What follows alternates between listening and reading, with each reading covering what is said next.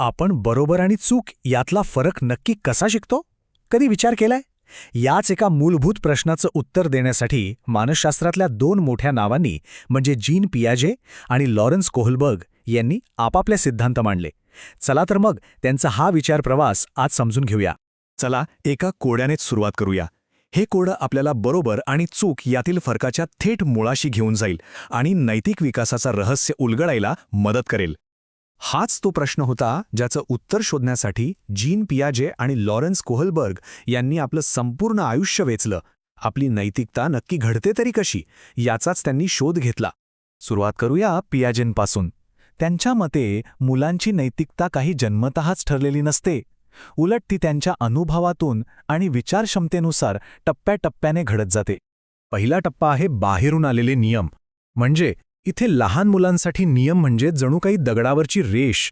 जे मोठ्यांनी सांगितलं तेच अंतिम सत्य. यात काहीही बदल होऊ शकत नाही असं त्यांना वाटतं. ह्या टप्प्यावर विचार करण्याची पद्धत एकदम ब्लॅक अँड व्हाईट असते. नियम का बनवले, कोणी बनवले याच्याशी काही देणं घेणं नसतं. नियम मोडला की शिक्षा होणार, बस इतकंच गणित त्यांना कळतं. यामुळेच या टप्प्यातल्या मुलांसाठी एखादी गोष्ट करण्यामागचा हेतू महत्त्वाचा नसतो. त्यांच्यासाठी महत्त्वाचं असतं ते म्हणजे किती नुकसान झालं, म्हणजे कृतीचा परिणाम काय झाला, फक्त हेच बघितलं जातं.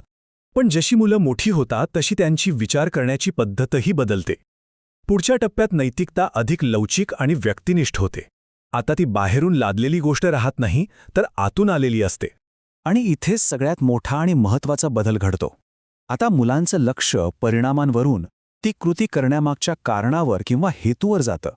त्यांना कळायला लागतं की नियम हे आपल्या सगळ्यांच्या सोयीसाठी बनवलेले आहेत आणि गरज पडल्यास ते बदलताही येतात. ओके, तर पियाजेंनी नैतिक विकासाचा पाया तर घातला, पण त्यावर एक मोठी, अधिक तपशीलवार 6 टप्प्यांची इमारत उभी केली, ती लॉरेन्स कोहलबर्ग यांनी.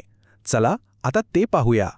कोहलबर्ग यांच्यासाठी एखादी व्यक्ती काय निर्णय घेते यापेक्षा तो निर्णय घेण्यासाठी ती कोणत्या विचार प्रक्रियेतून जाते हे जास्त महत्त्वाचं होतं. म्हणजे उत्तरापेक्षा त्या मागचा तर्क महत्त्वाचा होता. त्यांनी नैतिक विकासाला 3 मोठ्या लेव्हल्समध्ये विभागलं. हा एक प्रवासासारखा आहे जो स्वतःच्या फायद्यापासून सुरू होतो, मग समाजाच्या नियमांपर्यंत येतो आणि शेवटी वैश्विक न्यायाच्या तत्वांपर्यंत पोचतो. चला आता आपण दोन्ही सिद्धांत समजून घेतले आहेत, तर त्यांना समोरासमोर ठेवून बघूया त्यांच्यात काय साम्य आहे आणि ते नेमके कुठे एकमेकांपेक्षा वेगळे ठरतात हे पाहूया. सगळ्यात आधी हे समजून घेऊया की कोहलबर्ग पियाजेंच्या विरोधात नव्हते. खरं तर त्यांनी पियाजेंच्याच कामाला पुढे नेलं. त्यांच्या सिद्धांताला अधिक व्यापक आणि आयुष्यभर लागू होईल असं बनवलं. या दोन्ही सिद्धांतांमध्ये काही स्पष्ट फरक दिसतात. पियाजेंचा फोकस मुलांच्या वागणुकीवर आहे, तर कोहलबर्ग सर्व वयोगटातील लोकांच्या विचार करण्याच्या पद्धतीवर म्हणजेच त्यांच्या रिझनिंगवर लक्ष देतात. पण थांबा, एवढं सगळं लक्षात ठेवायला थोडं अवघड वाटतंय का? काळजी करू नका, एक एकदम सोपी युक्ती आहे ज्यामुळे हा फरक कायमचा लक्षात राहील. पहिलं म्हणजे फक्त आकडे लक्षात ठेवा.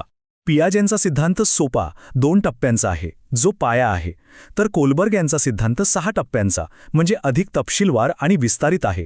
आणि ही दुसरी आणि सगळ्यात महत्त्वाची गोष्ट, या 2 सिद्धांतांमधील फरकाचं सार या एकाच वाक्यात आहे.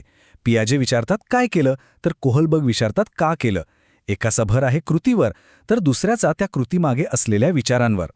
म्हणूनच या सिद्धांतांकडे स्पर्धक म्हणून बघू नका. ते खरं तर एकाच कोड्याचे 2 भाग आहेत. असं समजा की पियाजेंनी पाया घातला आणि कोहलबर्ग यांनी त्यावर एक सुंदर मोठी इमारत उभी केली.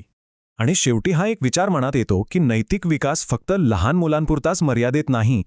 तो तर आपल्या सगळ्यांसाठी आयुष्यभर चालणारा एक न थांबणारा प्रवास आहे, नाही का?